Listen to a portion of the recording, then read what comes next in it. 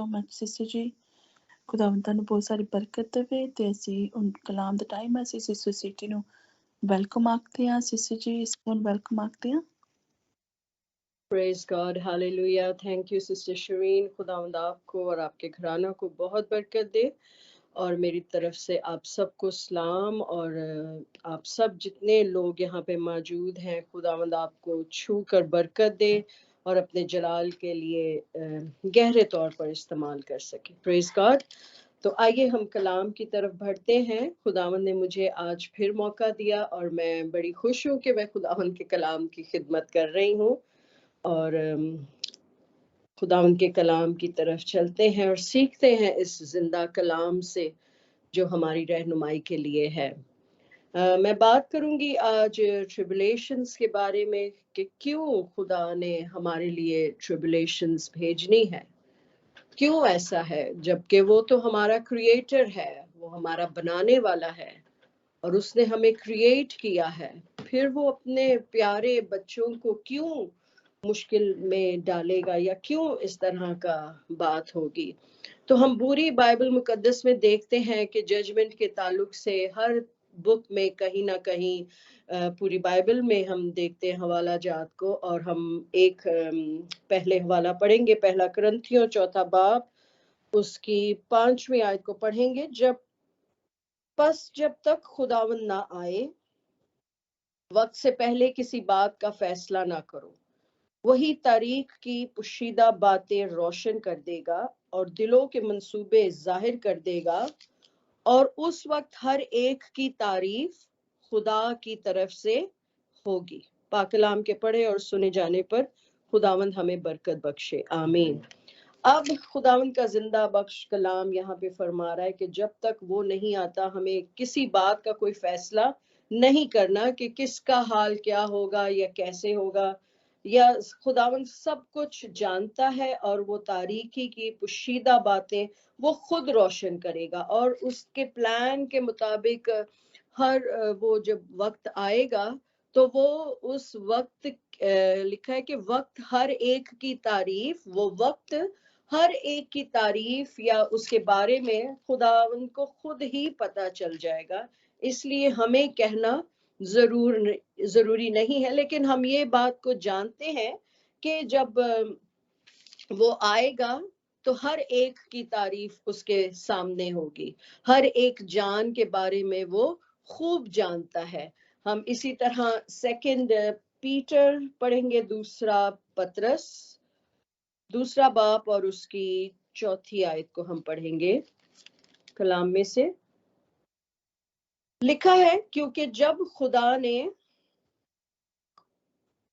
ने गुनाह करने वाले फरिश्तों को ना छोड़ा बल्कि जहन्नुम में भेजकर तारीख गारों में डाल दिया ताकि अदालत के दिन तक हरासत में रहें। अब इस आयत से हम देख रहे हैं कि खुदावंद खुद उनकी तारीफ लोगों की जानता है या वो किस तरह अपनी जिंदगी को गुजार रहे हैं। अब लोगों के बारे में बात हो रही थी, अब इस आयत में खुदावंद का कलाम फरमा रहा है कि खुदा ने जिन फरिश्तों ने गुनाह किया था उनको भी नहीं छोड़ा, उनके लिए भी अदालत की और उन्हें एक गार में डाल दिया कि वो भी जब टाइम आएगा तो वो खूब इंसाफ करेगा। वास की किताब में भी खुदावंद का जिंदा कलाम फरमा रहा है,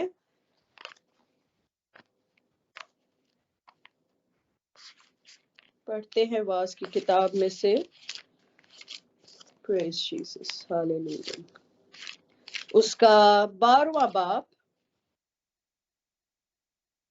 और 14th वर्स को हम पढ़ेंगे। लिखा है, क्योंकि खुदा हर एक फेल को हर एक पोशीदा चीज के साथ, ख्वाह भली हो ख्वाह बुरी, अदालत में लाएगा। हर एक पोशीदा चीज, हर एक फेल को, चाहे वो अच्छा है चाहे वो बुरा है, खुदा अदालत में लाएगा। इब्रानियों की किताब में लिखा हुआ है कि और जिस तरह आदमियों के लिए एक बार मरना मुकर्रर है और फिर उसके बाद क्या है, अदालत का होना मुकर्रर है। अदालत का होना, जजमेंट का होना जरूर है। कलाम हमें ये बता रहा है। यूहन्ना की किताब में से 12वां बाब और उसकी 48 वर्स को पढ़ेंगे। जो मुझे नहीं मानता और मेरी बातों को कबूल नहीं करता, उसका एक मुजरिम ठहराने वाला है। यानी जो कलाम में मैंने किया आखिरी दिन वही उसे मुजरिम ठहराएगा। अब जो लोग कलाम को सुनते हैं और फिर उस पर अमल नहीं लाते या उसको रिजेक्ट कर देते हैं या वो सुनकर अनसुना कर देते हैं, उनके लिए भी लिखा गया है कि कलाम खुद उनको क्या करेगा, मुजरिम ठहराएगा, अदालत होगी। साम में देखते हैं, ज़बूर की किताब में 96 वर्स नंबर 13 कहती है, खुदावंद के हुजूर क्योंकि वो आ रहा है, वो जमीन की अदालत करने को आ रहा है। वो सदाकत से जहान की और अपनी सच्चाई से कौमों की अदालत करेगा। इन सारे हवाला जात में हमने देखा है कि वो अदालत करेगा, चाहे लोगों अच्छे हैं या बुरे उन्होंने फेल किए हैं या जैसे भी हैं, जो भी काम वो कर रहे हैं इस दुनिया में, उनकी अदालत होगी। मत्ती की किताब उसका 24 चैप्टर वर्स नंबर 14 कहती है, और बादशाही की उस खुशखबरी की मुनादी तमाम दुनिया में होगी, ताकि सब कौमों के लिए गवाही हो, तब खात्मा होगा।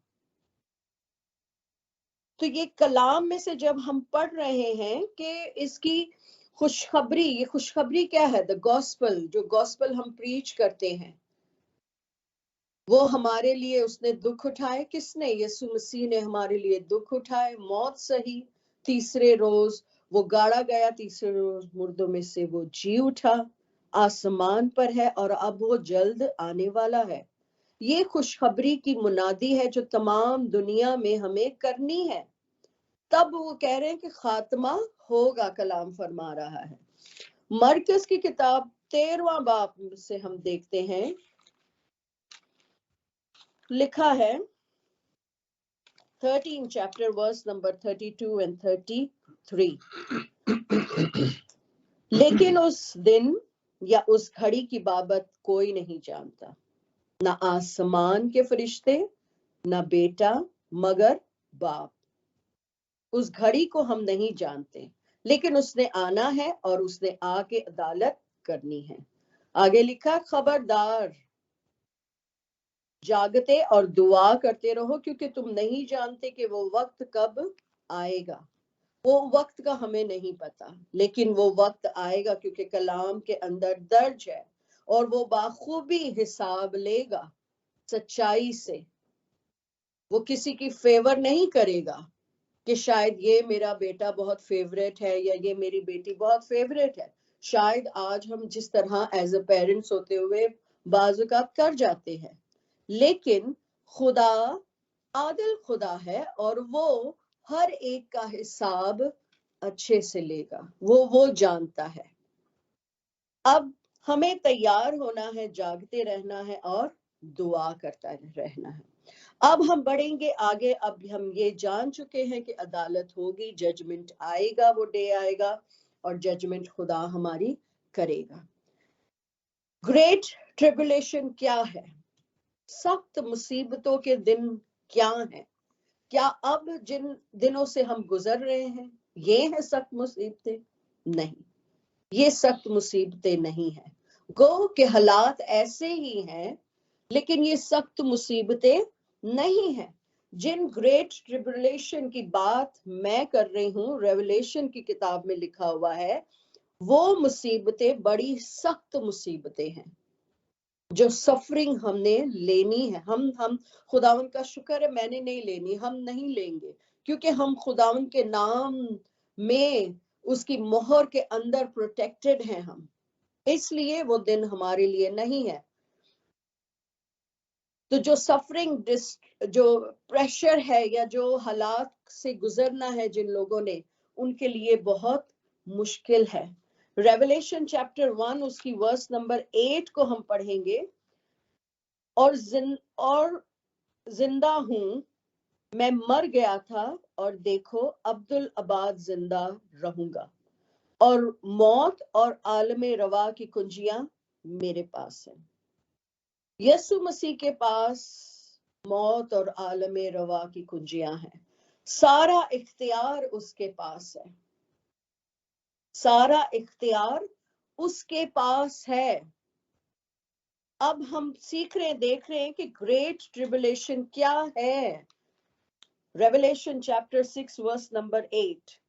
और मैंने निगाह की तो क्या देखता हूं कि एक स्याह सा घोड़ा है, और उसके सवार का नाम मौत है, और आलमे रवा उसके पीछे पीछे है, और उनको चौथाई जमीन पर ये इख्तियार दिया गया है।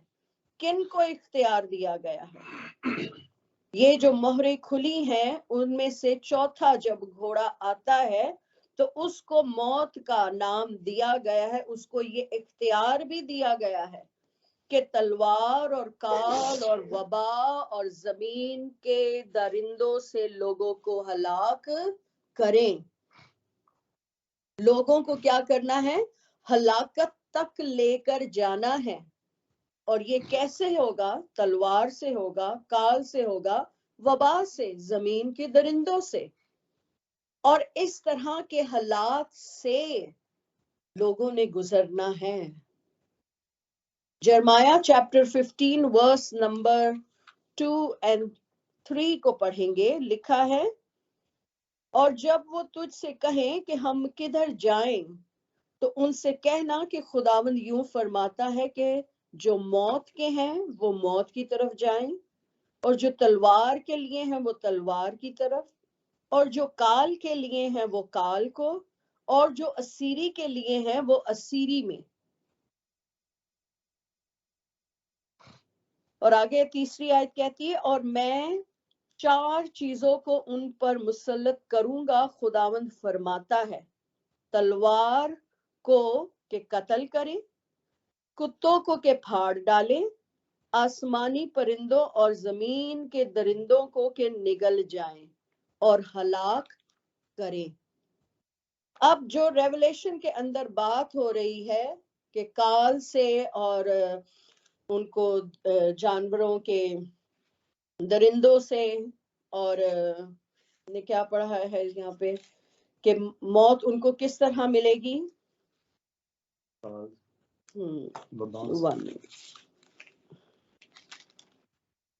लिखा है कि इख्तियार दिया गया तलवार और काल और वबा और जमीन के दरिंदों से। अब ये बातें यर्मिया की किताब में भी दर्ज हैं, इसलिए रेवलेशन की बुक में जितनी बातें लिखी गई हैं इनका जो प्रीवियसली बाइबल के अंदर बुक्स हैं उन्हीं में से है। कुछ नया नहीं लिखा गया है रेवलेशन में, कुछ भी नई बात नहीं है। ये सारी पुरानी, ये जो दूसरी हमारी प्रीवियसली बुक्स हैं उनके अंदर ये सारी बातें क्या हैं? दर्ज हैं। और इस तरह के हालात होंगे, इस तरह से मौत होगी। और जब हम रेवलेशन चैप्टर 6 को पढ़ते हैं तो इसमें कितने परसेंट लोग मरते हैं? 25% लोग जो जमीन पर है वो मर जाते हैं।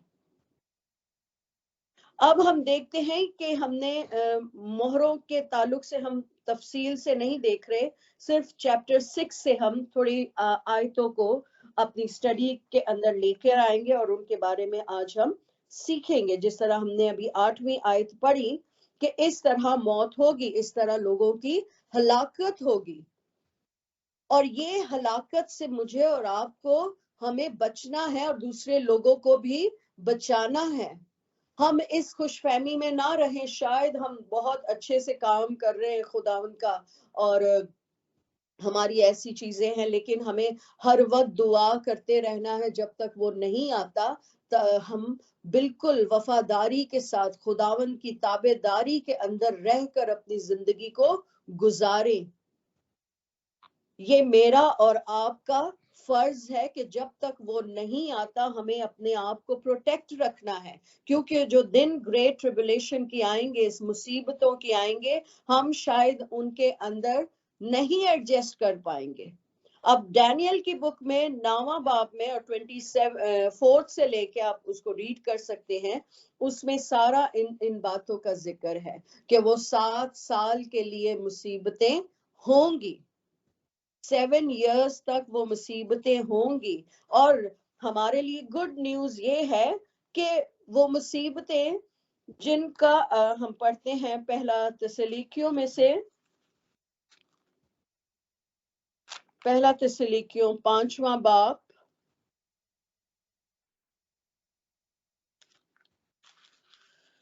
Praise Jesus, hallelujah، 5واں باب اور اس کی 9ویں آیت کو ہم پڑھیں گے۔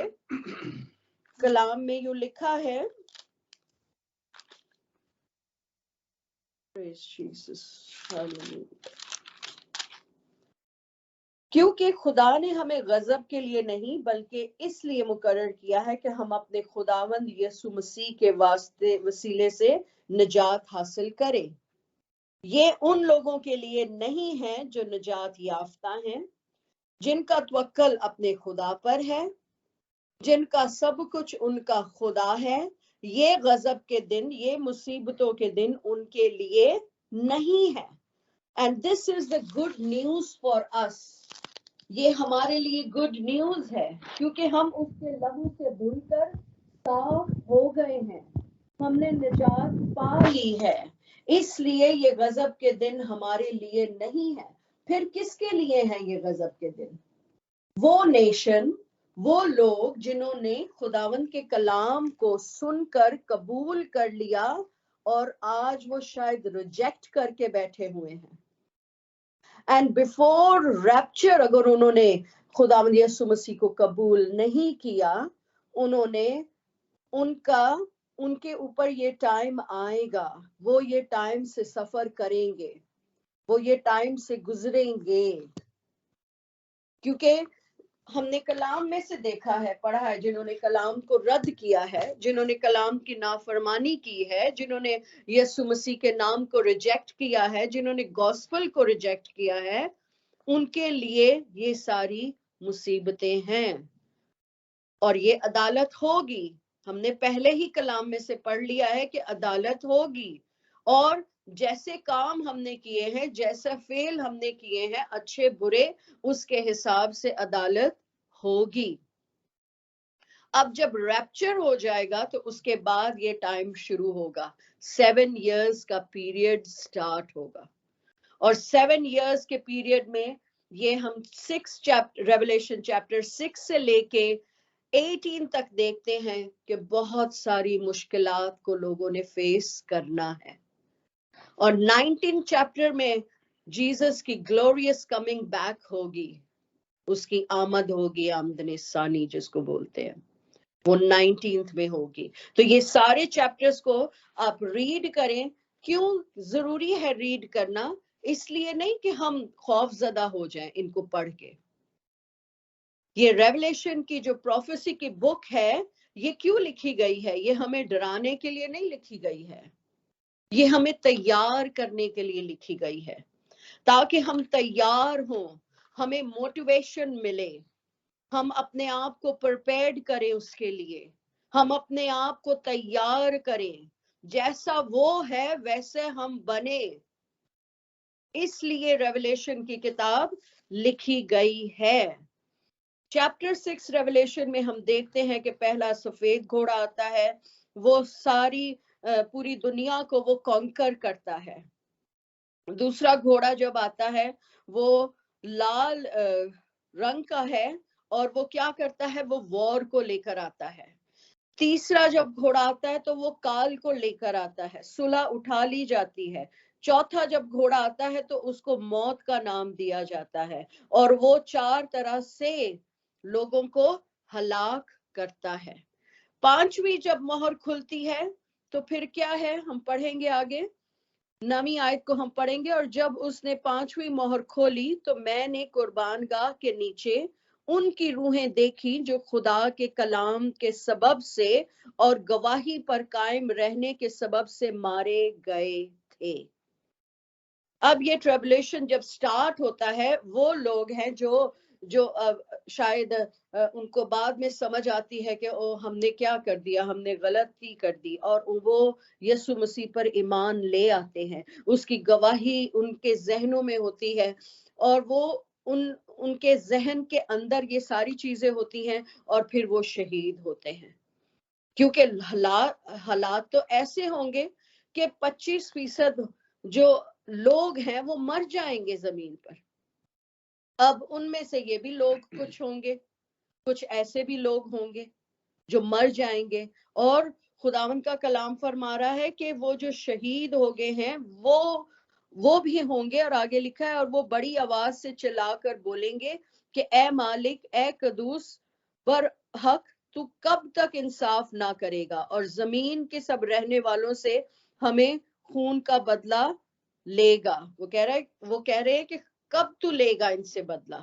اور پھر آگے، اور ان میں سے ہر ایک کو سفید جامہ دیا گیا، اور ان سے کہا گیا کہ تھوڑی مدت آرام کرو، جب تک کہ تمہارے ہم خدمت اور بھائیوں کا بھی شمار پورا نہ ہو لے جو تمہاری طرح قتل ہونے والے ہیں۔ یہ تو قتل ہو گئے ہیں، جب آنے والے چیپٹرز کو ہم پڑھیں گے، دیکھیں گے، تو اس میں اور جانیں قتل ہوں گی، اور لوگ قتل ہوں گے۔ 25% پیپل لوگ مریں گے۔ آگے جب چھٹی مہر کھلتی ہے تو بڑا بھوچال آتا ہے، گریٹ ارتھ کوئک آتا ہے۔ اب آپ دیکھیں کہ جب ارتھ کوئک آئے گا تو کیا ہوگا۔ آپ ذرا امیجن کریں اس سما کو، اس وقت کو آپ امیجن کریں کہ کیسے ہم کوئی بچ سکے گا یا کیا ہوگا۔ اور سورج مکمل مانت کالا اور سارا چاند خون سا ہو جائے گا۔ آگے پڑھتے ہیں 13ویں آیت، اور آسمان کے ستارے اس طرح زمین پر گر پڑیں گے جس طرح زور کی آندھی سے ہلا کر انجیر کے درخت میں سے کچھ پھل گر پڑتے ہیں، اور آسمان اس طرح سرخ گیا جس طرح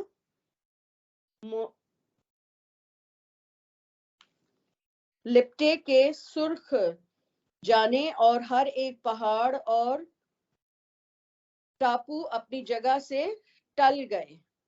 کہ اتنی زیادہ پرابلمز آئیں گی کہ ساری جو زمین کے، آسمان کے، یہ ساری چیزیں جو ہیں وہ ساری کیا ہوں گی، برباد ہوتی جائیں گی، برباد ہوتی جائیں گی۔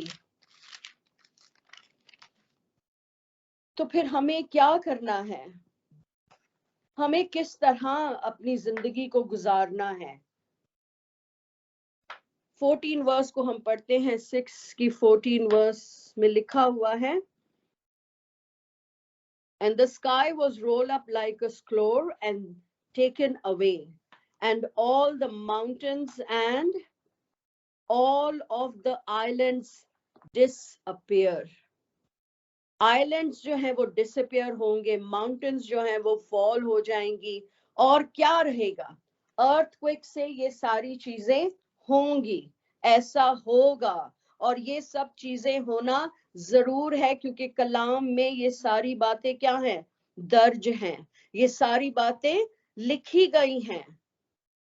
آگے ہم پڑھتے ہیں، اور زمین کے بادشاہ اور امیر اور فوجی سردار اور مالدار اور زور آور اور تمام غلام اور آزاد پہاڑوں کے غاروں میں اور چٹانوں میں جا چھپے، اور پہاڑوں اور چٹانوں سے کہنے لگے کہ ہم پر گر پڑ، اور ہمیں اس کی نظر سے جو تخت پر بیٹھا ہوا ہے اور برا کے غضب سے چھپا لو۔ کیونکہ ان کے غضب کا زور عظیم آ پہنچا، اب کون ٹھہر سکتا ہے؟ اب دیکھیں کہ لوگوں کے حالات دیکھیں، اتنی مشکلات سے گزر رہے ہیں،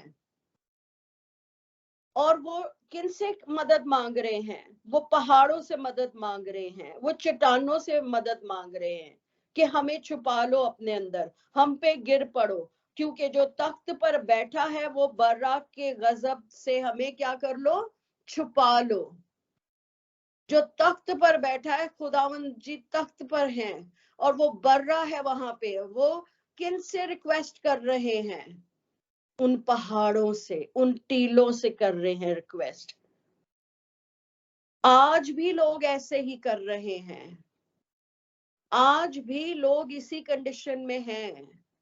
وہ جانتے ہیں کہ کون کر سکتا ہے، یسوع مسیح سب کچھ کر سکتا ہے، لیکن وہ اپنی مدد کس سے مانگ رہے ہیں؟ وہ ان لوگوں سے مانگ رہے ہیں، وہ دنیا کے کاموں سے اپنی مددوں کو مانگ رہے ہیں جو کہ وہ مدد نہیں کر سکتے۔